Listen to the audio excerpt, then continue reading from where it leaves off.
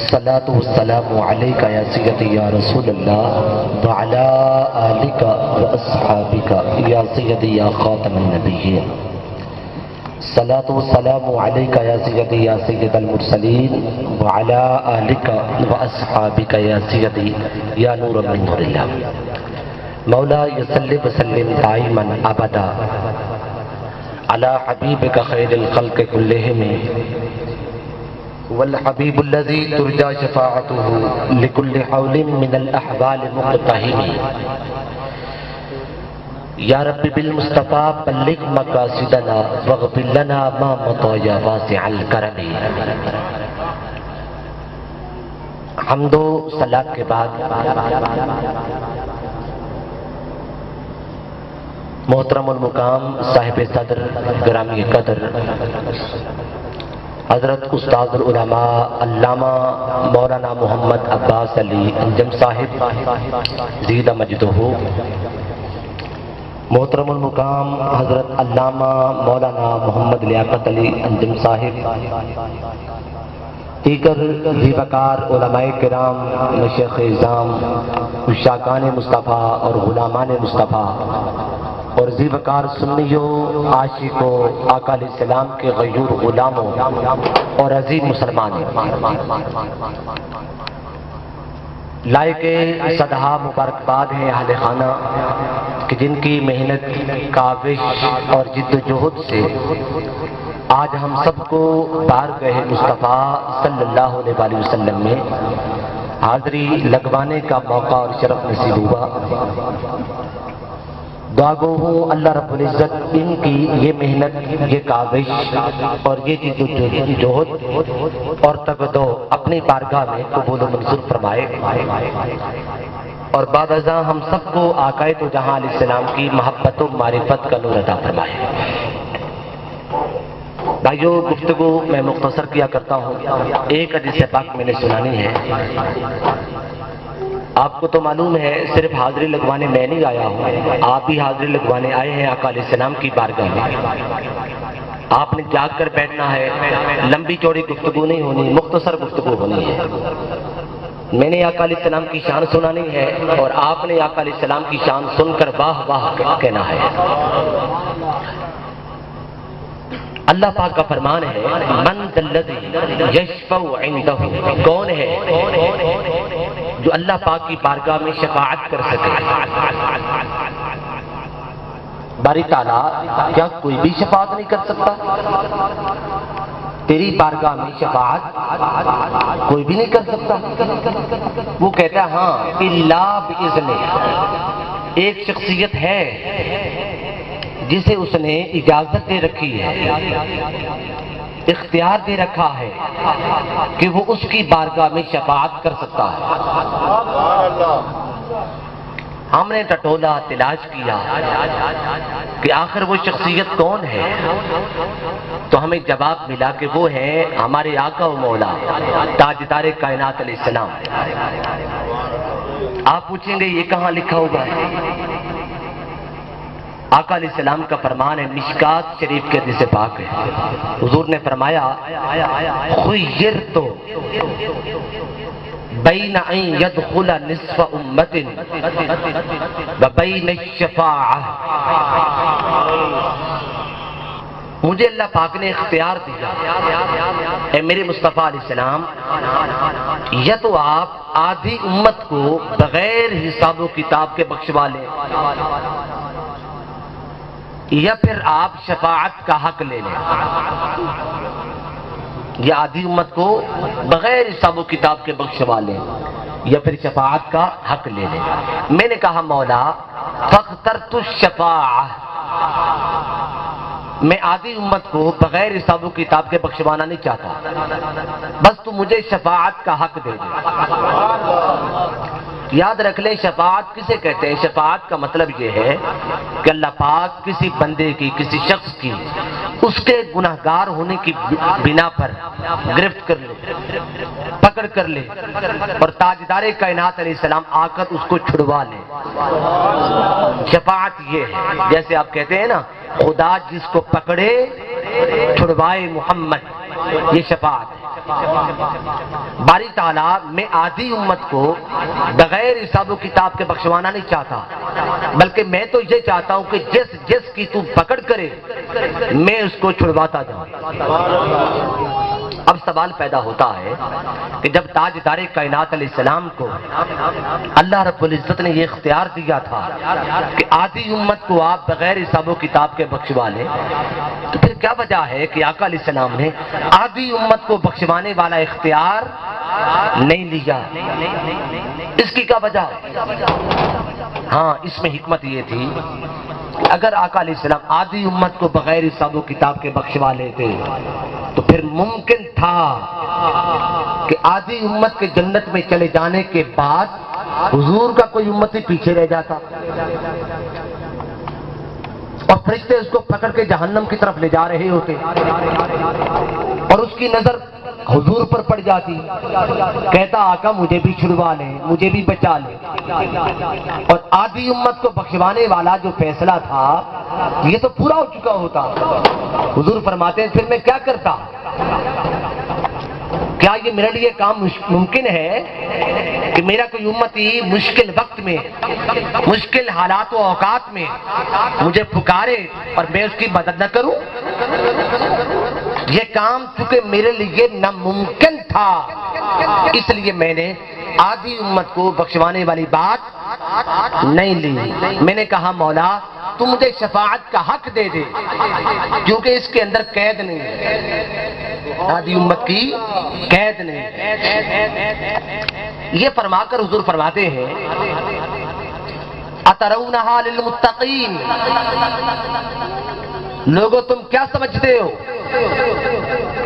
یہ جو شفاعت کا میں نے حق لیا ہے کیا متقین کے لیے لیا ہے؟ پرہیزگاروں کے لیے لیا ہے کیا؟ آقا آپ بتا دیں آپ نے کن کے لیے لیا ہے؟ کن کی شفاعت کریں گے آپ؟ آقا علیہ السلام فرماتے ہیں لیکنہا للمذنبین الخطائین، یہ جو شفاعت کا میں نے حق لیا ہے یہ متقین کے لیے نہیں لیا ہے، پرہیزگاروں کے لیے نہیں لیا ہے، نیکوکاروں کے لیے نہیں لیا ہے، یہ تو میں نے گناہ گاروں کے لیے لیا ہے، جن کا اعمال نامہ اس قابل نہیں ہوگا کہ ان کو جنت کی طرف لے جایا جائے، جو جنت کی طرف لے جائے جانے کے لائق نہیں ہوں گے۔ عذاب جہنم جن کا مقدر بنا دیا گیا ہوگا، جہنم کے اندر گھسیٹے جا رہے ہوں گے، وہ مجھے پکاریں گے، کہیں گے آقا ہمیں چھڑوائیں، ہمیں بچائیں، میں درمیان میں آ جاؤں گا، میں کہوں گا مولا انہیں چھوڑ دے یہ میرے اپنے ہیں۔ نعرہ تکبیر، نعرہ رسالت، نعرہ رسالت، سیدی مرشدی، سیدی مرشدی، علماء اہل سنت۔ امام نجار تاریخ مدینہ میں درج کرتے ہیں کہ سیدنا کعب الاحبار جلیل القدر تابعی، اتنے عظیم تابعی کہ کئی صحابہ کرام بھی ان سے روایات لیتے رہے، سیدنا کعب الاحبار ان سے روایت کرتے ہیں، فرماتے کہ آقا علیہ السلام نے فرمایا قیامت کے دن سب سے پہلے میری قبر کھولی جائے گی، اذن شکت عنہ الارض خرج فی 70,000 من الملائکۃ یبکلونہ، قیامت کا دن ہوگا، حضور نے فرمایا سب سے پہلے قبر میری کھولی جائے گی، اور میری قبر کے کھلنے سے بھی پہلے اللہ پاک 70,000 فرشتوں کا جرمٹ میری قبر پر بھیج چکا ہوگا۔ اب یہ بات بڑی قابل غور ہے، چاہیے تو یہ تھا کہ آقا علیہ السلام کی امت کی قبریں پہلے کھولی جاتی تاکہ امت پہلے قبروں سے نکل کر حضور کے استقبال کے لیے کھڑی ہو جاتی، حضور کو بعد میں لایا جاتا، خاص جو مہمان ہوتا وہ تو بعد میں آتا ہے، استقبال کرنے والے لوگ پہلے ہوتے ہیں۔ چاہیے تو یہ تھا کہ آقا علیہ السلام کی امت کو پہلے نکالا جاتا، لیکن کیا وجہ ہے، اس میں کیا حکمت ہے کہ آقا علیہ السلام کی امت بعد میں نکالی جائے گی، حضور پہلے نکالے جائیں گے، قبر پہلے کھولی جائے گی؟ اس کی کیا وجہ ہے؟ ہاں، اس کی حکمت فقط ایک ہے، اور وہ یہی ہے کہ اللہ پاک نے حضور کی امت کو حضور کے صدقے سے قیامت کے دن کی پریشانی سے بچا لیا ہے۔ وہ کیسے کہ اگر آقا علیہ السلام کی امت پہلے نکالی جاتی، قیامت کا دن تو بڑا ہولناک دن ہونا ہے، بڑا خوفناک دن ہونا۔ اللہ پاک نے کیا کیا؟ مصطفیٰ کے صدقے سے امت مصطفیٰ کو بچا لیا۔ امت مصطفیٰ کو پہلے نکالا ہی نہیں، پہلے حضور کو باہر نکال لیا، کہا میرے مصطفیٰ تو ذرا باہر آ جا، اب میں تیری امت کو باہر نکال رہا ہوں، تیری امت کو بعد میں نکال رہا ہوں، تاکہ امت مصطفیٰ آپ کو نہ پا کر گھبرا نہ جائے۔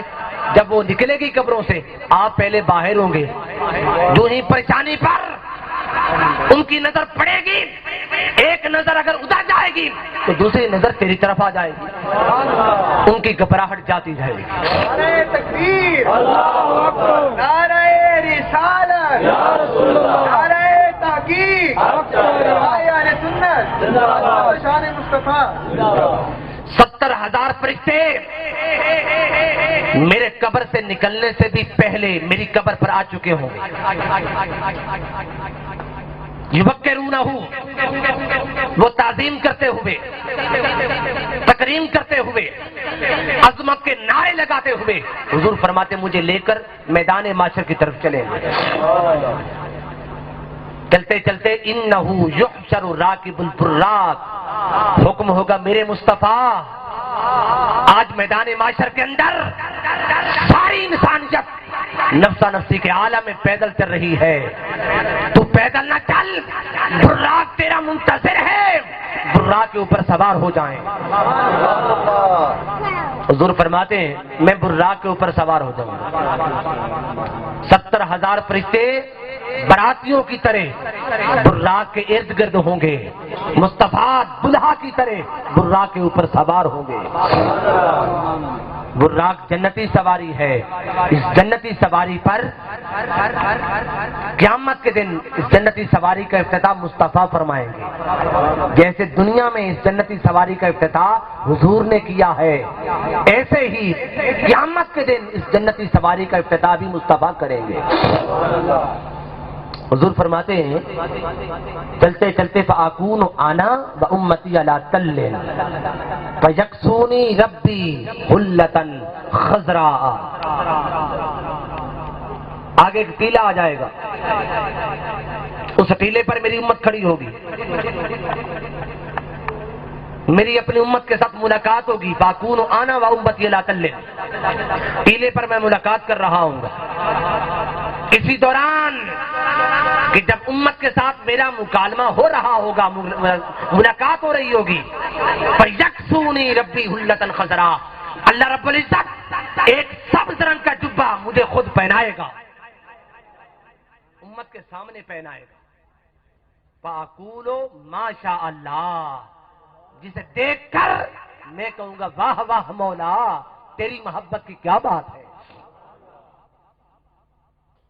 دوسری طرف میدان معاشر میں انبیاء جمع ہو رہے ہوں گے، اولیاء آ رہے ہوں گے، ہر شخص گنہگار و بدکار، نیکوکار و پرہیزگار میدان معاشر کی طرف رواں دواں ہوگا۔ یوضع للانبیاء منابر من ذہب، انبیاء کے لیے نور کے، سونے کے بنے ہوئے منبر رکھے جا رہے ہوں گے، اولیاء کے لیے نور کے ٹیلے سجائے جا رہے ہوں گے۔ انبیاء قیامت کے دن میدان معاشر میں سونے کے بنے ہوئے منبروں پر جلوہ فروز ہوں گے، اور اولیاء قیامت کے دن نور کے رکھے ہوئے ٹیلوں پر تشریف فرما ہوں گے۔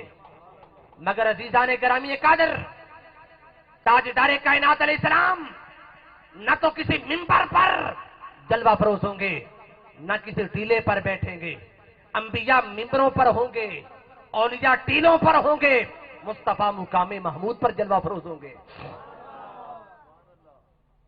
یہ کرسی صدارت ہوگی، کرسی بولیے صدارت ہوگی۔ صدر کی علامت یہ ہوتی ہے کہ صدر کی کرسی مختلف ہوتی ہے، صدر کی کرسی میں بولیے مختلف ہوتی ہے۔ انبیاء کے لیے منبر تھے، اولیاء کے لیے ٹیلے تھے، مصطفیٰ کے لیے مقام محمود ہوگا۔ پھر صدر کی ایک علامت یہ بھی ہوتی ہے کہ جب صدر بیٹھا ہوا ہو تو پھر یا تو صدر بولتا ہے یا پھر وہ بولتا ہے جس کو بولنے کی اجازت صدر دیتا ہے۔ اور حضور نے فرمایا انا اول الناس خروجا اذا بعثوا وانا قائدهم اذا وفدوا وانا خطیبهم اذا انصتوا۔ لوگوں جب قیامت کا دن ہوگا ہر طرف سناٹا ہوگا، خاموشی ہوگی، کوئی بولنے والا نہ ہوگا، کسی کو بولنے کی جرات نہ ہوگی۔ اس وقت فقط میں بولوں گا یا پھر وہ بولے گا جس کو بولنے کی اجازت مصطفیٰ دے گا۔ ہر طرف سناٹا ہوگا، سخت گرمی ہوگی، سورج سوا نیزے پہ آ جائے گا، لوگ اپنے پسینوں میں غوطے لگا رہے ہوں گے، سخت گرمی ہوگی، پیاس ہوگی، لوگ بھوکے ہوں گے، ننگے ہوں گے، والدین اولاد سے بھاگ رہے ہوں گے، اولاد والدین کو دیکھ کے راستہ بدلے گی، بیوی شوہر کو دیکھ کے راستہ پلٹے گی، شوہر بیوی کو دیکھ کے راستہ بدل جائے گا۔ اللہ پاک نے فرمایا یود المجرم لو یفتدی من عذاب یومئذ ببنی وصاحبته واخیہ وفصیلته التی تؤویہ ومن فی الارض جمیعا۔ اللہ پاک نے فرمایا قیامت کے دن پریشان کن لمحات دیکھ کر مجرمین یہ چاہیں گے کہ آج اللہ رب العزت ہمارے خاندان کو، ہمارے اہل و عیال کو تو جہنم میں پھینک دے اور ان کے بدلے بس ہمیں بچا لے۔ جہنم سے آگ کے بڑے بڑے شرارے، بڑے بڑے شعلے نکل رہے ہوں گے۔ اس پریشان کن منظر کو دیکھ کر لوگ آدم علیہ السلام کے پاس آئیں گے، عرض کریں گے یا آدم انت ابو الناس، آپ ساری انسانیت کے باپ ہیں، آج پریشان کن لمحہ آ چکا ہے ہم پر۔ آج اللہ رب العزت کی شان جباریت اپنے پورے عروج پر ہے، اللہ کی شان قہاریت اپنے پورے کمال و تمام پر ہے۔ اے آدم آپ ہماری شفاعت کریں۔ آدم علیہ السلام فرمائیں گے اذهبوا الى غیری، میں تو خود پریشان ہوں، کہیں اور جاؤ۔ لوگ وہاں سے ہٹ کر نوح علیہ السلام کے پاس آئیں گے، وہ بھی یہی جواب دیں گے اذهبوا الى غیری، بھئی کہیں اور جاؤ، آج کا دن میرا دن نہیں ہے۔ لوگ ابراہیم علیہ السلام کے پاس آئیں گے، موسیٰ علیہ السلام کے پاس آئیں گے، عیسیٰ علیہ السلام کے پاس آئیں گے۔ ہر نبی، ہر پیغمبر اور ہر رسول یہی جواب دے گا بھئی آج ہمارا دن نہیں ہے، آج کہیں اور جاؤ۔ لوگ پھر پھرا کر اینڈ میں تاجدار کائنات علیہ السلام کے پاس جائیں گے، عرض کریں گے آقا آج پریشانی کا دن آ چکا ہے، آج حیرانی کا دن آ چکا ہے، آج ہم سب سخت گھبراہٹ میں ہیں، ہمارا کوئی سہارا نہیں ہے، ہمارا کوئی آسرا نہیں ہے، آقا آپ ہمارا سہارا بن جائیں، ہماری شفاعت کریں، ہماری نجات کا بندوبست کریں۔ بخاری کی متفق علیہ حدیث پاک اور حدیث متواتر ہے، حدیث متواتر، اس کا انکار کرنا کفر ہوتا ہے۔ حضور نے فرمایا میں یہ نہیں کہوں گا بھی میرے پاس تم کیا کرنے آ گئے ہو، میں کچھ نہیں کر سکتا۔ حضور نے فرمایا میں کہوں گا انا لہا انا لہا انا لہا، ارے میرے پاس آنے والو تم بالکل صحیح جگہ پر آئے ہو، آج کا دن کسی اور کا دن نہیں، آج کا دن تو میرا دن ہے، میں تمہاری شفاعت کروں گا، میں تمہاری نجات کا بندوبست کرنے والا ہوں۔ اب یہ بات بڑی قابل غور ہے، ایسا بھی تو ہو سکتا تھا کہ لوگ ابتداً آدم علیہ السلام کے پاس جاتے ہی نہ، دیگر انبیاء کے پاس نہ جاتے، بلکہ ابتداً ہی حضور کے پاس آ جاتے، حضور کے پاس آ جاتے۔ بھی کیا وجہ ہے؟ جب شفاعت تو حضور نے کرنا تھی، پھر اللہ پاک نے ساروں کو دیگر انبیاء کے پاس کیوں گھمایا پھرایا؟ ابتداً ہی لوگ آقا علیہ السلام کی طرف آ جاتے، ٹائم بچ جاتا۔ اس میں کیا حکمت ہے کہ ہر نبی کے در پر گھما کر پھر پھرا کر اینڈ میں حضور کے پاس بھیجا؟ اس میں کیا وجہ ہے، حکمت ہے؟ ہاں، حکمت یہ ہے کہ اگر لوگ ابتداً حضور کے پاس آ جاتے اور حضور شفاعت کر دیتے تو پھر ہر کوئی یہ سمجھتا کہ شاید اگر ہم آدم کے پاس چلے جاتے تو وہ بھی شفاعت کر دیتے، شاید نوح علیہ السلام کے پاس چلے جاتے تو وہ بھی شفاعت کر دیتے، کسی اور نبی کے پاس چلے جاتے تو وہ بھی شفاعت کر دیتے۔ اللہ پاک نے فرمایا نہیں میرے مصطفیٰ، شفاعت فقط تو نے کرنا تھی۔ یہ سمجھتے کہ شاید آج ہر کوئی شفاعت کر سکتا ہے، نہیں میرے مصطفیٰ، ان کو پہلے تیرے پاس نہیں بھیجتا، دیگر انبیاء کے پاس بھیجتا ہوں تاکہ یہ لوگ آج ہر نبی کے در پر گھما کر دیکھ لیں کہ آج جب کوئی کچھ نہیں کر سکتا ہے، مصطفیٰ سب کچھ کر سکتا ہے۔ آج لو ان کی پناہ، آج مدد مانگ لو ان سے، کل نہ مانیں گے قیامت میں اگر تو مان گیا۔ حضور کے آج ہو جاؤ، اگر قیامت کے دن حضور کی عظمت کو دیکھ کے مان بھی گئے، اعلیٰ حضرت فرماتے وہاں کا ماننا پھر کام نہیں آئے گا۔ حضور کی سواری آ رہی ہے، 70,000 فرشتے نعرے لگاتے ہوئے آ رہے ہیں، انبیاء اپنی اپنی نشستوں پر تشریف فرما ہو چکے، اولیاء بیٹھ چکے، ہر شخص اپنے اپنے مقام و مرتبہ کے مطابق میدان معاشر میں جمع ہو چکا، میدان معاشر لگ گیا اور میدان معاشر سج گیا۔ حضور کی سواری آ رہی ہے، ہر شخص کی نظر حضور کی سواری کی جانب ہے کہ انبیاء بھی بیٹھ چکے، اولیاء بھی بیٹھ چکے، کوئی منبر تو خالی ہے نہیں، کوئی ٹیلا تو خالی ہے نہیں۔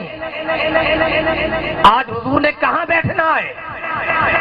آدم علیہ السلام بیٹھے ہیں، ادھر نوح علیہ السلام تشریف فرما ہے، ادھر اولیاء کاملین تشریف فرما ہے، ہر کوئی بیٹھ کر حضور کی سواری کی جانب تک رہا ہے کہ دیکھتے ہیں آج حضور نے کہاں تشریف فرما ہونا ہے۔ مگر بھائیو، انبیاء کے لیے منبر تھے، اولیاء کے لیے ٹیلے ہوں گے، مصطفیٰ کے لیے نہ منبر ہوگا نہ ٹیلا ہوگا، مصطفیٰ کے لیے تو مقام محمود ہوگا۔ ہر کوئی تک رہا ہوگا کہ دیکھتے وہ مقام محمود ہے کیا جس پر مصطفیٰ نے تشریف فرما ہونا ہے۔ دیکھتے دیکھتے آواز اٹھے گی، فرشتوں عرش معلیٰ پر میری کرسی رکھی جائے۔ عرش معلیٰ پر کرسی رکھی جاتی ہے، آقا علیہ السلام کا براق اوپر کی طرف اٹھتا ہے، آواز آئے گی میرے مصطفیٰ آج پھر ساری انسانیت کو، سارے انبیاء کو، میدان معاشر کو نیچے چھوڑ کر تو پھر اوپر آ جا۔ جس طرح شب معراج آیا تھا، جس طرح تو شب معراج آیا تھا، کیونکہ شب معراج تیرا اوپر آنا ہر کوئی دیکھ نہ سکا تھا، آج پھر ہر ایک کو دکھانے کے لیے اور ہر ایک کو سمجھانے کے لیے محبوب تو پھر اوپر آ جا۔ حضور سب کچھ نیچے چھوڑ کر اوپر چلے جائیں گے، عرش معلیٰ پہ جا پہنچیں گے۔ کہاں جا بیٹھیں گے؟ ایک حدیث پاک تو بڑی مشہور و معروف، تو مقام محمود حضور نے فرمایا یہ ہوگا عرش معلیٰ پر اللہ کی رکھی گئی کرسی کی دائیں جانب میرا مقام ہوگا. ایک حدیث پاک. اور دوسری حدیث پاک جس کو امام قرطبی نے بیان کیا، عسیٰ ان یبعثک ربک مقاما محمودا، اس کے تحت امام قرطبی نے بیان فرمایا کہ حضور سے پوچھا گیا آقا بتائیں مقام محمود کیا ہوگا؟ حضور نے فرمایا مقام محمود یہ ہوگا ان یجلس اللہ تعالی معہ علی کرسیہ، کہ اللہ پاک مجھے عرش مولا پر رکھی گئی اپنی کرسی پر مجھے ساتھ بٹھائے گا. لوگوں نے اعتراضات کیے کہ اللہ کیسے بٹھا لے گا ساتھ اپنے؟ آپ نے جواب دیا، فرمایا لوگوں دیکھتے نہیں ہو کیا باپ بیٹے کے ساتھ بیٹھ جائے، بیٹا باپ کے ساتھ بیٹھ جائے، باپ باپ رہتا ہے، بیٹا بیٹا رہتا ہے، بلا تشبیہ ہو بلا مثال. قیامت کے دن تاجدار کائنات علیہ السلام کو اللہ پاک بٹھائے گا، خدا خدا رہے گا، مصطفیٰ مصطفیٰ رہے گا. اور حضور سے پوچھا گیا کہ بتائیں آپ بیٹھ جائیں گے؟ پھر اللہ پاک بٹھائے گا آپ بیٹھ جائیں گے؟ حضور نے فرمایا کہ نہیں، اللہ مجھے بٹھائے گا فاقوم، میں کھڑا ہو جاؤں گا. وہ مجھے بٹھائے گا، ہاں میرے مصطفیٰ ذرا بیٹھ جا، فاقوم، پر میں کھڑا ہو جاؤں گا. رب کی محبت حضور کو اپنے پاس بٹھائے گی، مصطفیٰ کا ادب حضور کو کھڑا کر دے گا. اللہ پاک فرمائے گا میرے مصطفیٰ ماذا تريد ان اصنع بامتك، کیا چاہتے ہو آج تیری امت کے ساتھ کیا سلوک کیا جائے؟ حضور فرماتے میں سب سے پہلی بات یہ کروں گا اجل حسابہم، باری تعالیٰ پہلی بات تو بس ہے یہی، ان کا ذرا حساب جلدی لے لیں، اور باقی باتیں پھر بعد میں ہوتی رہیں گی. پہلی بات تو بس یہ ہے، یہ تھکے ہوئے ہیں، گھبرائے ہوئے ہیں، ذرا حساب ان کا جلدی کر. اب آ جائے گی فرشتوں میزان لگاؤ، ترازو لگاؤ، میری مصطفیٰ کی امت کا حساب و کتاب شروع کر دو. حساب و کتاب شروع ہو جائے گا. فَمِنْهُمْ مَنْ يَدْخُلُ الْجَنَّةَ بِشَفَاعَتِهِ وَمِنْهُمْ مَنْ يَدْخُلُ الْجَنَّةَ بِرَحْمَتِ رَبِّهِ. حضور نے فرمایا قیامت کے دن جب میزان لگ جائے گا تو پھر بس ضابطے دو ہوں گے، قاعدے دو ہوں گے. ایک طرف رب کی رحمت کا قانون ہوگا اور دوسری جانب میری شفاعت کا قانون ہوگا. اتنے میں جبرائیل مجھے آ کے بتائیں گے آقا آپ کے کچھ امتی جہنم میں چلے گئے، آپ کے کچھ امتی جہنم میں چلے گئے. حضور فرماتے میں آؤں گا اللہ پاک کی بارگاہ میں سر بسجود ہو جاؤں گا، گریہ زاری کروں گا، حمد و ثنا کروں گا. اللہ پاک فرمائے گا ارفع رأسک، میرے مصطفیٰ تو سر تو اٹھا، قل یسمع لک، تو بات کر تیری بات سنی جائے گی. اشفع تشفع، تو شفاعت کر کے دیکھ تیری شفاعت تو قبول کی جائے گی. سل تعطا، محبوب تو مانگ کر تو دیکھ تجھے سب کچھ دیا جائے گا. اب یہ بات بڑی قابل غور ہے. لفظ 4 بولے گا، حالانکہ لفظ 1 بھی بولا جا سکتا تھا. ہر ایک لفظ کا مفہوم تقریباً 1 ہے، مگر وہ بار بار بات بولے گا. محبوب سر اٹھا، محبوب بات کر، محبوب شفاعت کر، محبوب مانگ کر دیکھ. 1 لفظ بھی بولا جا سکتا تھا، لمبی بات کیوں کر دی؟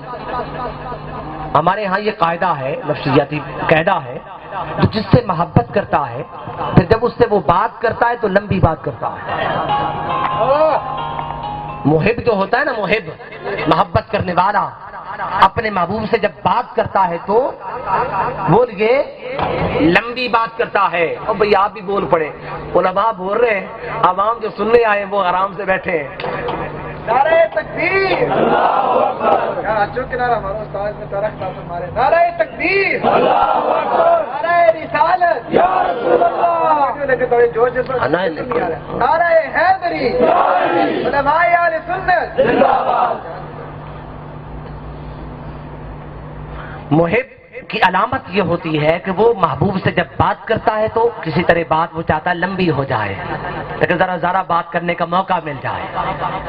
اللہ پاک نے فرمایا قرآن مجید میں ہے وَمَا تِلْكَ بِيَمِينِكَ یا موسیٰ، اے موسیٰ تیرے دائیں ہاتھ میں کیا ہے؟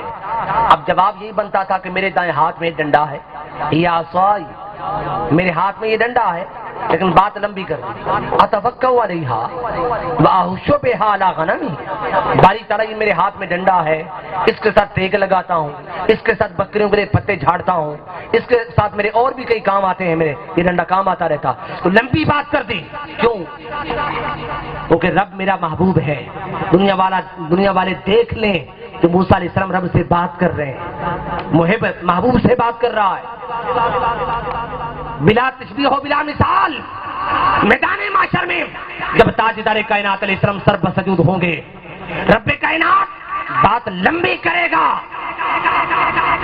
مختصر بات بھی کر سکتا تھا مگر لمبی بات کرے گا، دکھلانے کے لیے کہ لوگوں دیکھو سارے انبیاء میرے محب تھے، میں ان کا محبوب تھا، کبھی جب وہ مجھ سے بات کرتے تھے تو لمبی بات کرتے تھے، مگر ادھر دیکھو مصطفیٰ میرا محبوب ہے، میں اس کا محب ہوں، تبھی جب میں اس سے بات کرتا ہوں تو لمبی بات کرتا ہوں۔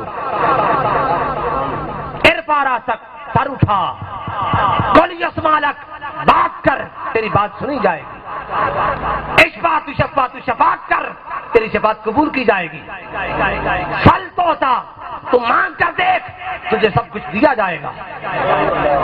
حضور فرماتے ہیں میں کہوں گا باری تعالیٰ میرے کچھ امتی جہنم میں چلے گئے ہیں، میں بس ان کو بخشوانا چاہتا ہوں، ان کو بخشوانا چاہتا ہوں، بخاری کی کتاب التوحید کے حدیث پاک ہے، بخشوانا چاہتا ہوں۔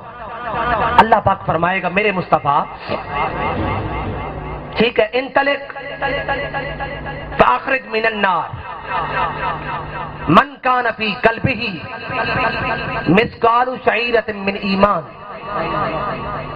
محبوب جا کر حضور فرماتے ہیں اللہ پاک فرمائے گا وعزتی وجلالی وکبریائی وعظمتی، چار قسمیں اٹھائے گا محبوب، مجھے میری عزت کی قسم، میرے جلال کی قسم، میری کبریائی کی قسم اور میری عظمت کی قسم، محبوب جا، من قال لا الہ الا اللہ دخل الجنہ، جا جس کسی نے بھی تیرا کلمہ پڑھ لیا تھا جا کے ان کو نکال لے۔